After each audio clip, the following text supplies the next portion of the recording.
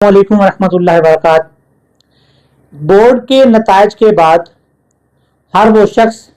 जिसके बच्चे या बच्ची ने अच्छे नंबर लिए हों या अच्छे नंबर ना लिए हों, एक नई परेशानी का शिकार हो जाता है। वो वालिदैन जिनके बच्चों ने इस बोर्ड के इम्तिहान में बहुत अच्छी कारकर्दगी का मुजाहरा किया, बहुत अच्छे नंबर लिए, वो एक तरफ तो खुशी की शादियाने मनाते हैं, लेकिन दूसरी तरफ वो एक नई परेशानी का शिकार हो जाते हैं कि अब उनको एक अच्छे कॉलेज या अच्छी यूनिवर्सिटी में दाखिले के लिए कोशिश करनी पड़ती है, और वो अगर अपनी मर्जी की यूनिवर्सिटी या कॉलेज में दाखिला ना हासिल कर पाए तो उनकी परेशानी और ज़्यादा लाहक हो जाती है। लेकिन इसके साथ साथ वो वालिदैन जिनके बच्चों ने इस इम्तिहान के अंदर, इन नताइज के अंदर अच्छी कारकर्दगी का मुजाहरा नहीं किया होता, वो भी परेशानी का शिकार होते हैं और वो अपने बच्चों को कोसना शुरू कर देते हैं कि हमारी कमाई को आपने ऐसे ही उड़ा दिया, आपने वक्त ज़ाया किया, फलां बच्चे ने इतने नंबर ले लिए, फलां बच्चे ने इतनी अच्छी पोजीशन हासिल कर ली, लेकिन आप अच्छे नंबर नहीं हासिल कर सके। हम कहीं मुंह दिखाने के काबिल नहीं हैं, हम आपका जिक्र करने के कहीं काबिल नहीं हैं। लिहाजा ये दोनों सूरतों में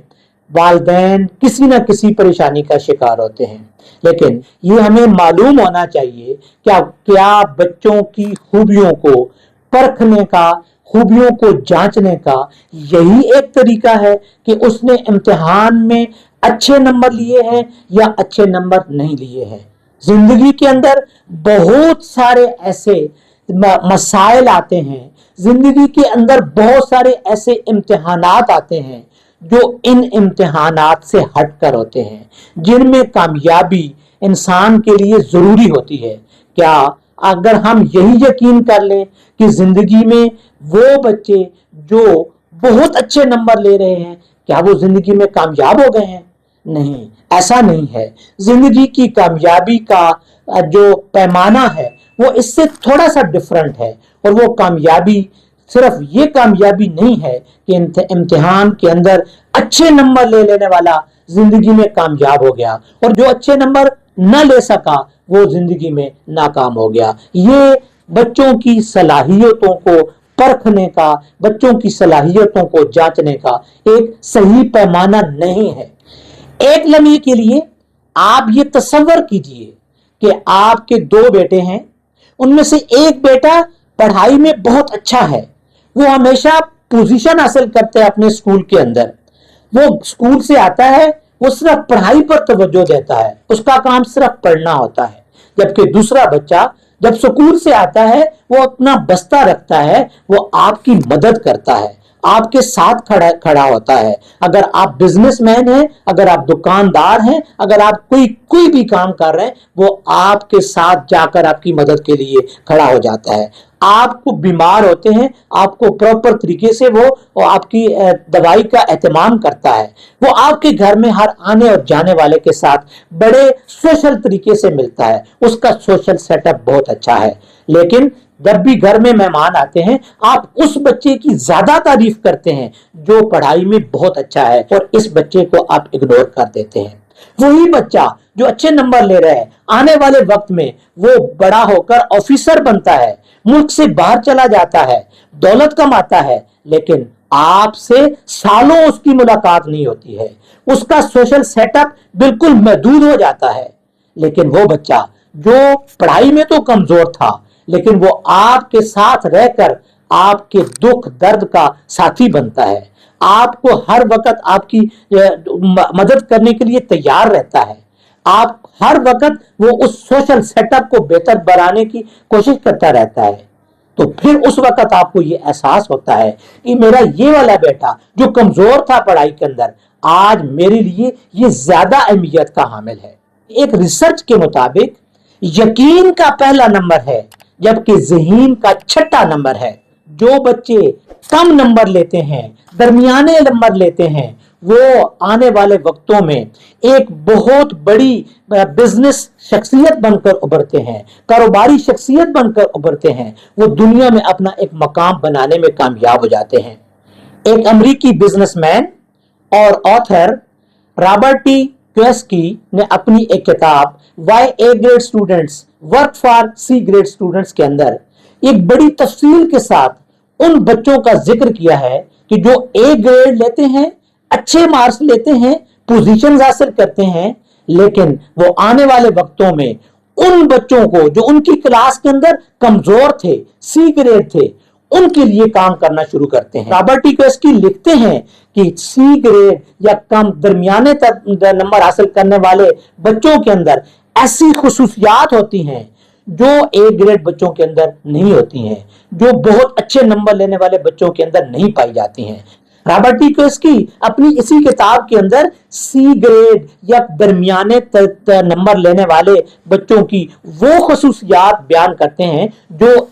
आला नंबर लेने वाले बच्चों के अंदर नहीं पाई जाती हैं। वो ये कहते हैं कि जो बच्चे कम नंबर लेते हैं वो दूसरों से हटकर सोचते हैं, वो दूसरों से बेहतर सोच रखते हैं जो ए ग्रेड लेने वाले या आला पोजीशन लेने वाले बच्चों के अंदर नहीं होती हैं। क्योंकि आला नंबर लेने वाले रट्टू तोते तो बन जाते हैं, वो अपनी थ्योरीज को तो जो है वो याद कर लेते हैं, वो पढ़ाई में तो बहुत अच्छे नंबर ले लेते हैं, लेकिन जो एक वक्री टाइप की सोच होती है, जो एक डिफरेंट टाइप की सोच होती है, वो सिर्फ सी ग्रेड वाले बच्चों के अंदर होती है। इसी तरीके से रॉबर्ट टी कियोसाकी लिखते हैं कि जो बच्चे कम नंबर लेते हैं वो रिस्क टेकर्स होते हैं, वो रिस्क लेकर अपने लिए बहुत बड़े मौके हासिल करने में कामयाब हो जाते हैं, जबकि जो आला नंबर लेने वाले होते हैं वो हमेशा डरते रहते हैं, वो हमेशा रिस्क लेने से खौफजदा होते हैं। जब जिंदगी धूल चटवाती है इंसान को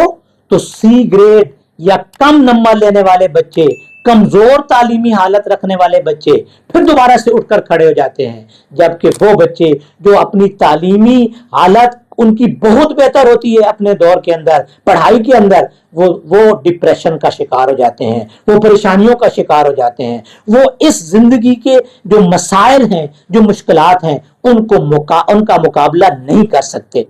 तालीमी मैदान में कमजोर तलबा वो कभी भी महकूम जहनियत को कबूल नहीं करेंगे, जबकि आला पोजीशन लेने वाले बच्चे जिंदगी के अंदर yes sir, I did sir, इस तरह के जुमले जो है वो बोलते हुए उनको सुना जाता है। तालीमी मैदान में कमजोर बच्चे हमेशा मुश्किल को मुकाबला करना जानते हैं,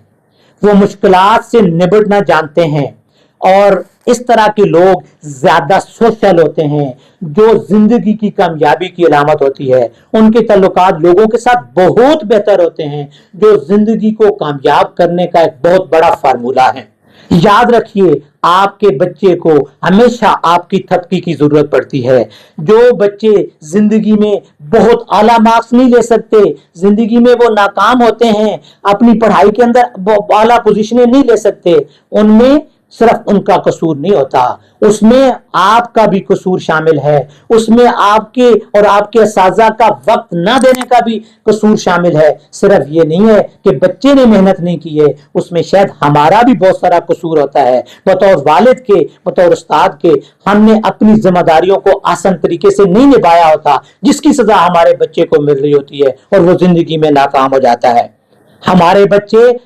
बच्चे हैं, वो जिंदगी में नाकाम हो या कामयाब हो, उनको हमें सहारा देने की जरूरत है,